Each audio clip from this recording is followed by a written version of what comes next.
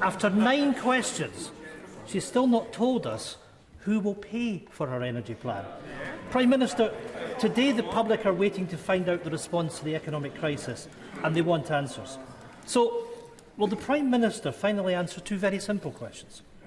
Will she freeze energy prices at their current levels? And will it be paid for by a windfall tax? Yes or no? Ian Blackford. Thank you, Mr. Speaker, and I'm sure the thoughts and prayers of everyone in this House will be with the families that were caught up in the terrible shooting over recess in Kyle and McAlsh, and indeed in Liverpool as well. And we trust that the families will be fully supported. Mr. Speaker, let me congratulate the Prime Minister and her family on her appointment. But I'm sorry to say that her reputation for straight talking has fallen apart at the first PMQs.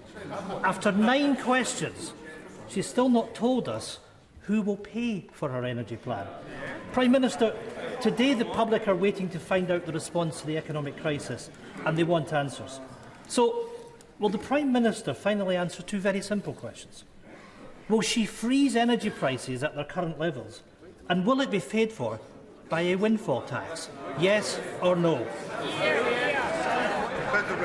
Well, no, it won't be paid for by a windfall tax. I don't believe we can tax our way to growth.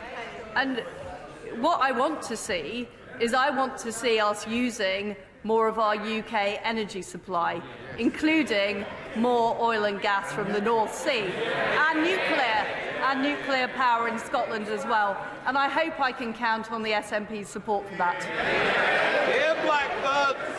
Well, thank you, Mr. Speaker. Can I say that on her first full day as Prime Minister, she has failed to rule out. Shh. Let's hear the next question. Ian Blackford. The Prime Minister may have changed, Mr. Speaker, but it's the same old being shouted down by the Tories. On her first full day as Prime Minister, she's failed to rule out a trust tax on households and businesses, instead of targeting the profits of massive corporations with a windfall tax. The Prime Minister's plan appears to be a decade-long raid on the bank accounts of ordinary taxpayers. These costs must not be passed on to consumers and businesses by deferring bills. Government must announce an enhanced windfall profits tax, making sure that those oil and gas producers pay their fair share from excess profits. Does the Prime Minister understand that her first act as Prime Minister will now define her? A trust tax that households and businesses will be paying for years to come.